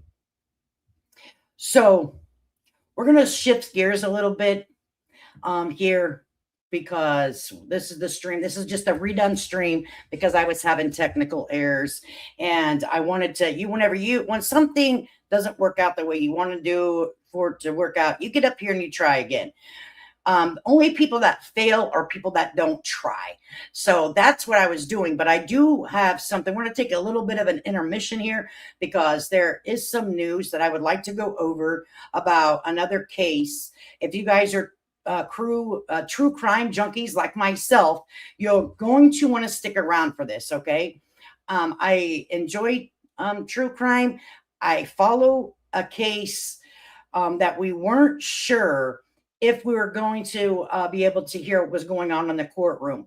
A lot of things have changed as of today. I'm going to maybe go over a little bit of that with you. If you have time to stick around, I appreciate it. If you don't, I understand, but I would be more than happy to have you around. I like true crime. It's what I enjoy, and I will let you guys know who does Lady K watch on YouTube. You guys want to know who I watch? Well, I'll introduce you to my friends on the YouTube where I go and get information about cases. They are very highly intelligent, funny people. They're educated in the law, but hang tight. I'm going to, get some water and take a little bit of a pee break, and we're going to come to it. So if you're just here for that, Jonathan Gerlach stuff that we had to try do it again, then I understand, but give me just a couple of seconds and we will be right back.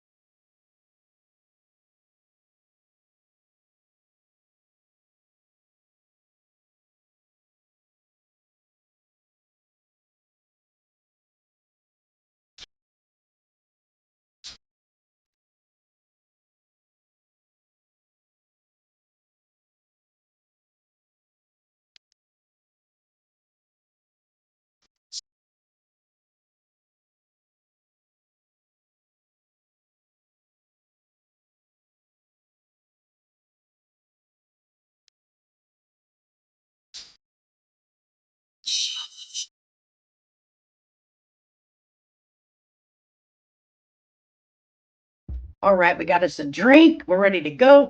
And I would like to say hi to Remain Calm in the chat. I hang out in her chat because it's a small little chat. She shares kind of along the same kind of stuff I do here and there. And I like to go in there because it's a small little chat and it's a chill vibe. So she talks about true crime too. Everyone has their spin on things. And she's very blunt, open, and honest. And she will cuss you out if you act a fool. I'm telling you now, don't go over there if you are weak-spirited. But anyways, let's go ahead and pull up the playlist for Aaron Spencer. I don't know if you guys are familiar with this case. I've been following it for over a year. Me and a couple of my mods actually, have been following this case to see what was gonna happen, and it's a whole thing. But I have a playlist here of me and my handy dandy playlist. So let's see if this is it. This is Hidden Killers with Tony Bruschi. All right, so this is someone that I listen to a lot. This is the first friend that I'm introducing you to, and then we will go. This will give you kind of like a little update. This is not my content. Let me share his link in the chat for you. This is not my content. I'm reusing this content, and I'm pretty sure that I did some lives on it. I'll have to find it. Find them, and we can kind of go over them. Yes, it's going to cost a lot of money. Where's Remain Calm at? Lost the money to have. Oh, she's behind. That's okay. When she catches up, she'll be like, "You're a bitch," for saying that. Bless her heart. Bless her heart. Okay, so anyway, we're gonna go ahead and listen to him. He's fantastic. He's entertaining. This right here, my friends, is what we should all strive to be and do a podcast like, okay? I don't know if you guys know this guy, but he's great. Okay. Here now, Tony Bruschi. This case doesn't tiptoe. It kicks the door in. Aaron Spencer isn't a name you forget once you hear what happened. I agree with that, Tony. I agree with that. Tell us about it. Give us the details. And this is a prime example of our system in a very gray area. Baby, I'm telling you, in the gray area, honey. One which one needs to look at and go and say, okay, yeah, there should not be charges against this man. Who is Aaron Spencer, you ask? Well, be prepared to be enraged at the charges against him. Absolutely. Because he's a good guy. Good guy. He's a father. But he's a father. He's an upstanding guy. A military vet.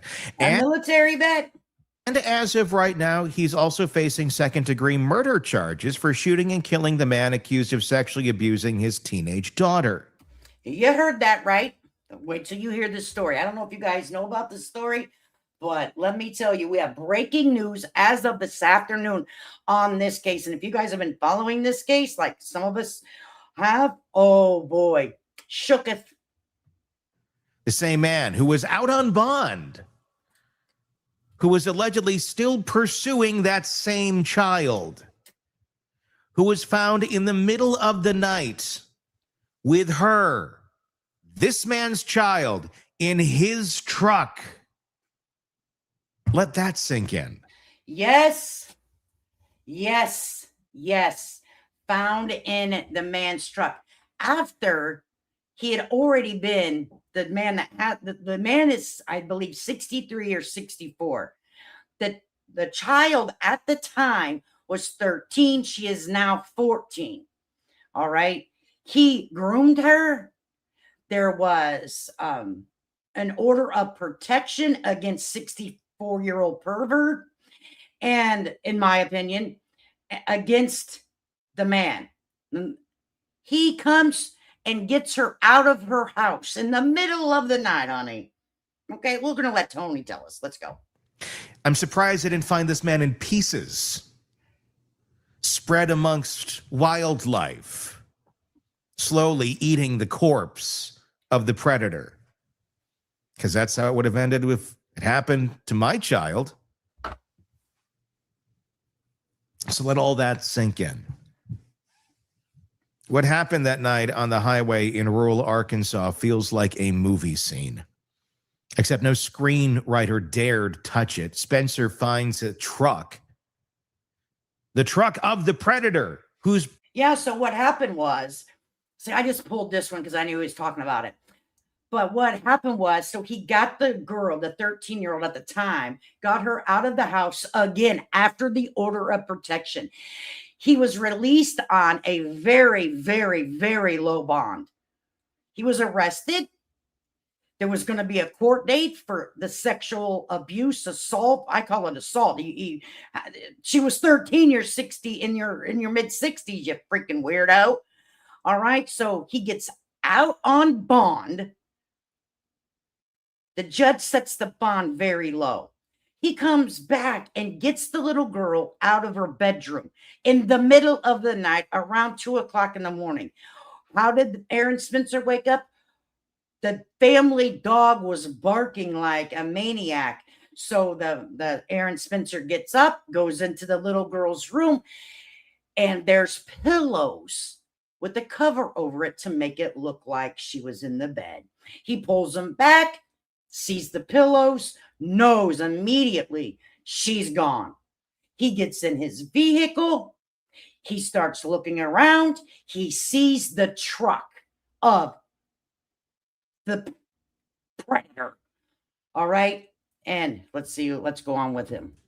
Already gone after your daughter and has been charged for it, but he's out on bond. Yes. Spencer realizes his daughter's not in her room. In the middle of the night, gets in his truck, starts driving, finds the truck of said predator. His daughter's in it. The guy won't stop. He's not just sitting there on the side of the road or in some parking spot or in his driveway or in the woods. He's on the road. He's moving.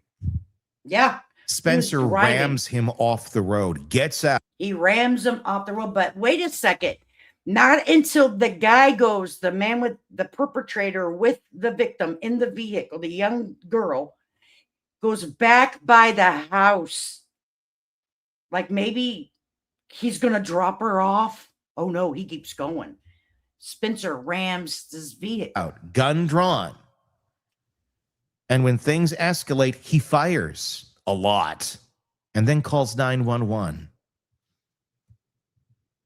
Well, someone abducted your daughter. You literally had to ram them off the road because you're the only one there. The police, they're not showing up, and the system already failed you by saying, guess what? He can get out on a very cheap bond. Never mind the 47 charges of fucking with a kid. Amen. Say that again, my friend.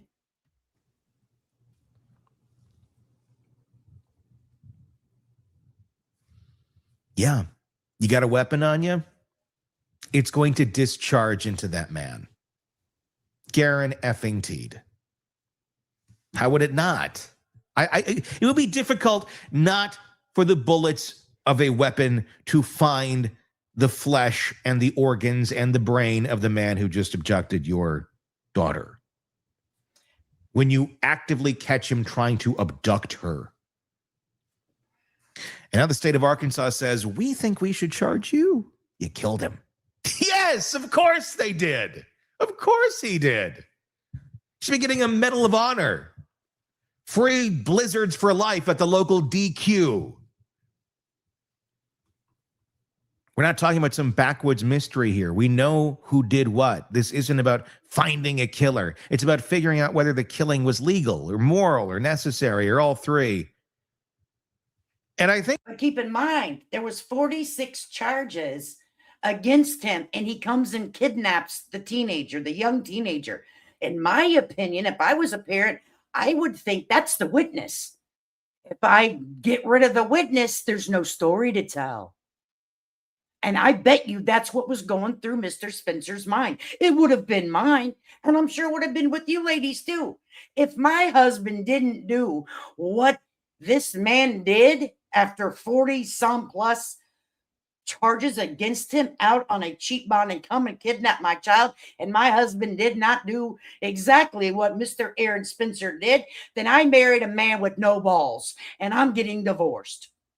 He checks the boxes. 47 counts against a minor, and he abducts her while out on bond. Yeah, guess what? The bullet gets to go to your brain. And here's the tension. You've got a father acting out of raw instinct, a system that lets a predator out on the streets and the public ready to riot if this guy sees a prison cell. So why charge him? Why second-degree murder? Why now? That's what we're digging into today, because behind every headline about hero dad kills accused abuser is a DA making decisions under pressure and a legal standard that doesn't always care how justified something is. Joining me is defense attorney and former prosecutor Eric Faddis. He knows exactly what goes through a prosecutor's mind when a case like this lands on your desk and the public's already lit the torches. So we're going to jump here because you got the basis of the story, right? So the defense diaries, they have been covering this like nobody's business. Now, I'm going to share their link in here so you guys can go get caught up. You guys got to go get caught up on this. Like I'm telling you, please subscribe to their channel. So you and put your notifications on and get their notifications, because today they dropped a huge information to us today, because they went to court today. All right. So let's go here so I can go to their latest live. So there was a lot of stuff that went on in between for the last year. Okay. So the same judge that gave the cheap bond is the same judge that was overseeing this court case. She threw everything out that would help Aaron Spencer and kept everything in from the state. All right. And there have been so many different court dates and everything. So now something's changed, and I feel like he'll get a fair shake, and we're going to hear what it is. You guys, I'm going to tell you, you guys really need to go and sub up to people to get in here. Both of those channels. They're excellent channels, and you will not ever be disappointed. I guarantee you that. These are people that I watch almost on a daily basis, and especially because I really enjoy true crime. Maybe repeat it more than once, but copper. So this is today, and this is what they had their court hearing, a court hearing today. They went there, and media is not allowed in. She said, "Oh no, it's nope, can't have no." The judge said, "No media, no, can't have it." Hopefully, we're getting on this highway here. All right, who do we have? History and homicide. Yes. All right. We got one. We got one. We got one viewer. Still one. We got 3 likes, one viewer. It might take a second for my phone to tell me. So when you get on, you'll give it to me and I'll read it. All right, we got 11 people. We are going to start. We have no idea if or how this might affect our future plans. But the Supreme Court has ruled on the writ. Now, to refresh anybody who doesn't know, the defense filed a writ to the Supreme Court of Arkansas, which is very unusual in your typical criminal or civil, but we're talking about criminal. The criminal case, you don't go in front of a higher court until after there has been a conviction. And the defense almost can never do something interlocutorily before a conviction. However, here, they petitioned the Supreme Court because the judge had limited the number of seats available to the media and the public in the courtroom. And the defense argued that it was essentially a closure of the courtroom.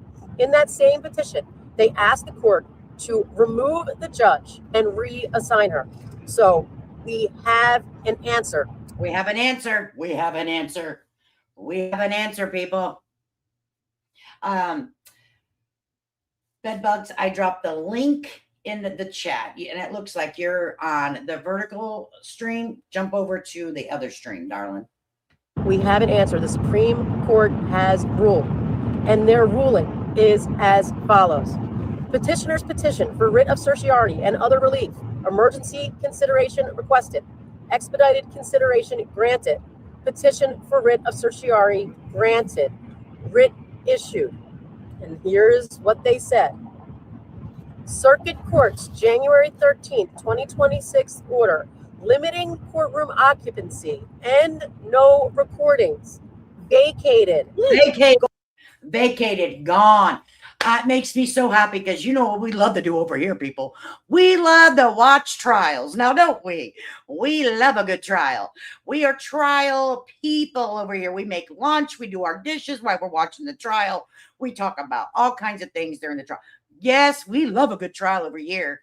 Okay. And they were not allowing like Court TV or any of the mainstream media in. On. Done. And also, Honorable Barbara Elmore removed. So they removed the judge. This is huge. This never, ever happens in court. Never. This is amazing.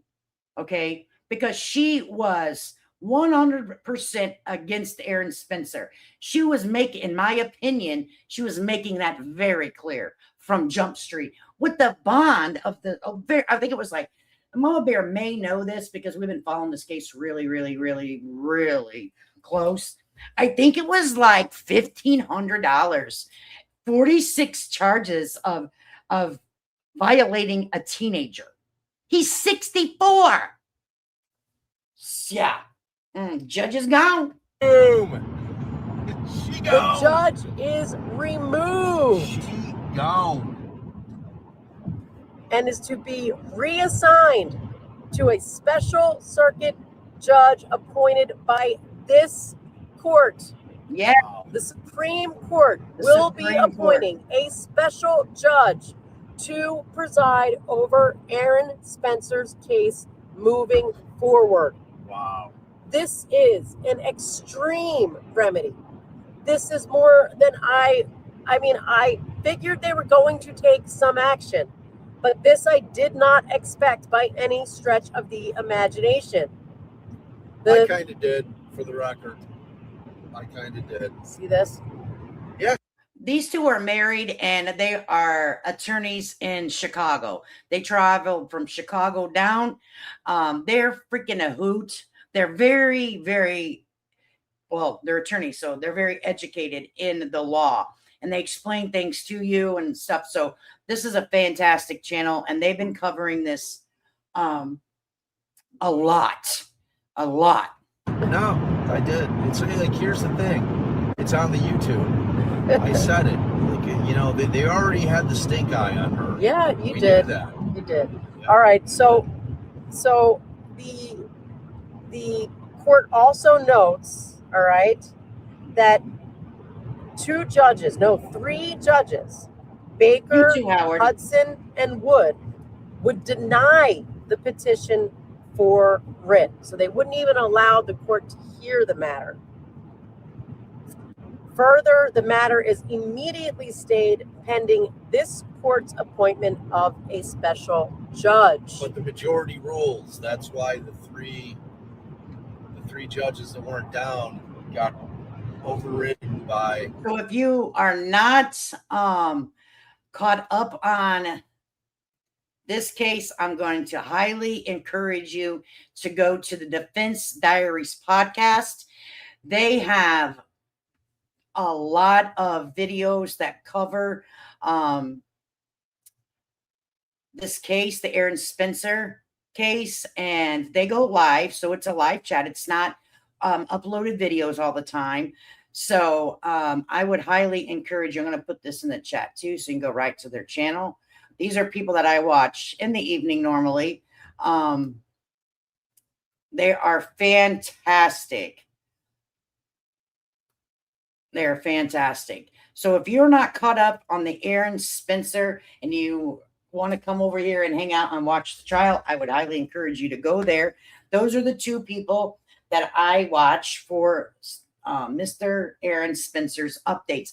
I've been wondering where this case was going to go because I couldn't imagine watching my daughter roll down the road with a predator and not getting him to stop his vehicle. Now, he was trying to flash his lights. He ran him off the road. And it was also said that you'll hear in some of these streams, if you go back and watch, that Mr. Spencer, thought he had something in his hand when he got out of the vehicle. And he was yelling his daughter's name to get out of the vehicle. And she wasn't budging, like she was afraid to move. So she is not harmed. She, in my opinion, is going to be testifying. We don't know what happened in the cab of that truck. We don't know what things were said to her. We have no idea. He may have had a weapon. We don't know. I don't know yet. We don't know yet. So, you know, very interesting case. I love true crime. I like to watch the trials and the evidence and, you know, follow the story. So this is one that I've been following for, I don't know, a good year, hasn't it been?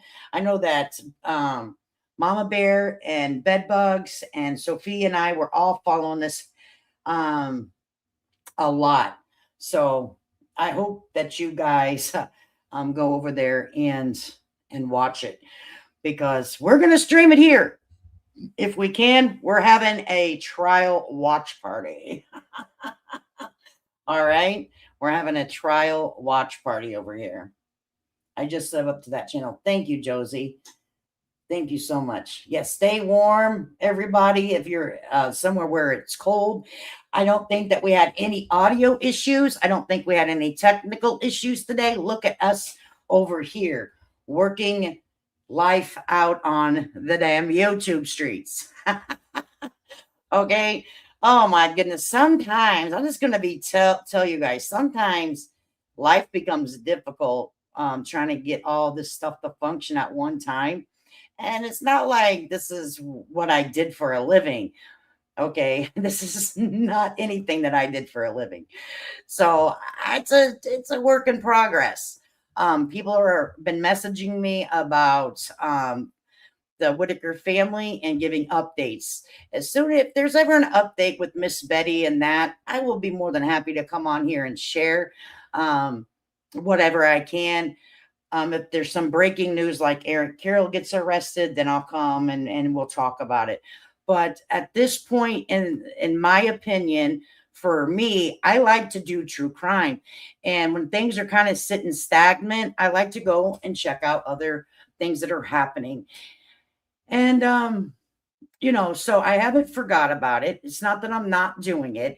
It's simply that I am a true crime junkie through and through.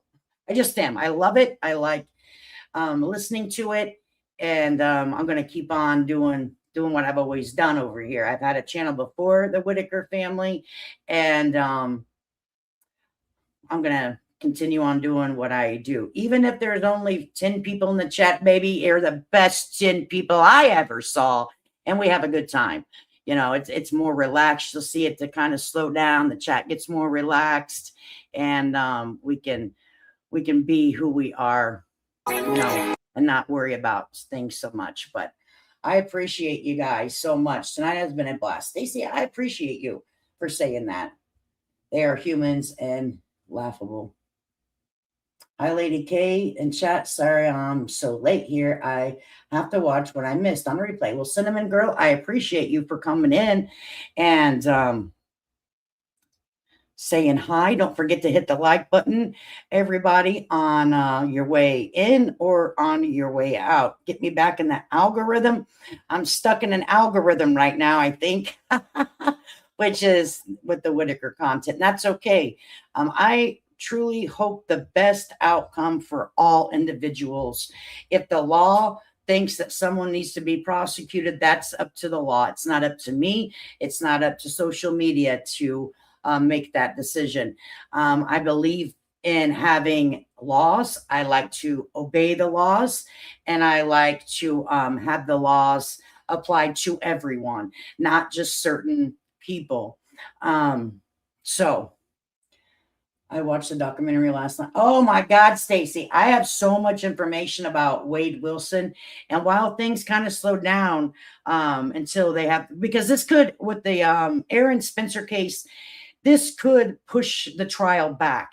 But if you guys have watched the documentary on Wade Wilson, I have all kinds of stuff in a playlist that we can go over if you guys are interested in. I watched it on Paramount Plus. I watched the Wade Wilson documentary, and there's another channel that has a lot of the phone calls on there. Allie, she has it. I don't have her thing down, but her link, but she has a lot of the phone calls on there, which they're interesting to hear from the wives. So if you guys want to watch that over the weekend, we can plan maybe a Monday or a Tuesday, and we can set it up as the documentary, right? And go through what it was. So yeah, that's he's an evil guy, like so evil. Oh my goodness. So evil. Evil. Mm-mm-mm. Mm-mm.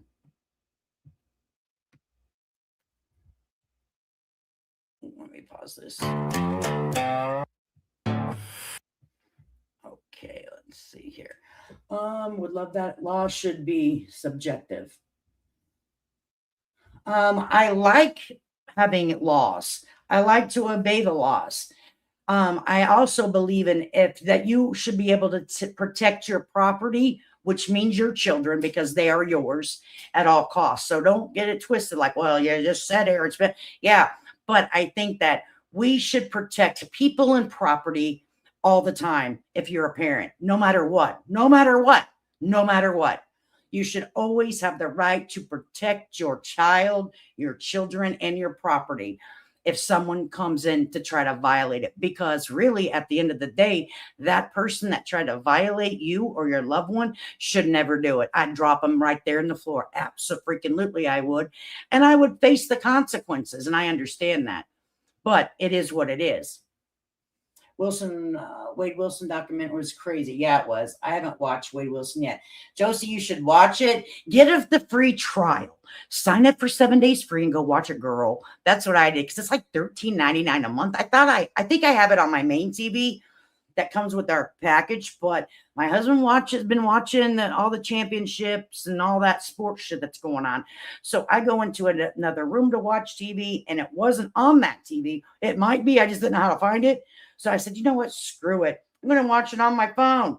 So I got the free trial, but I can't forget to cancel it. Okay. Until the next series. I think there'll probably be more to it. I don't know. I don't know. This guy is full of it on up and up.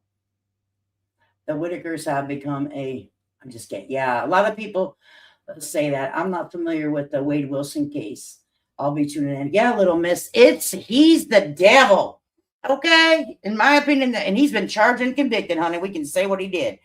He killed 2 women in Fort Myers, which you can drive across the state of Florida in a day and back. You know what I mean? You can see the sun rise and see the sun set in the same day.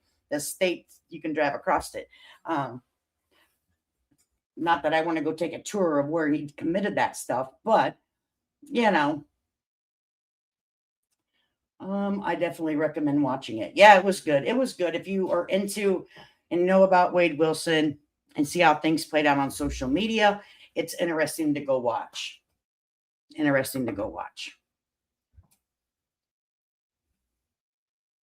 All right, guys. Well, we've been here for 2 hours, and you know me, I'm never here for a long time. I'm just here for a good time. Okay, I'm just here for a good time. Make sure that you hit the like button. There was 5 memberships that I gave away, and I still have 5 more, and I keep forgetting about it. So I remembered it today, and before the end of the month, I'll give out the other 5.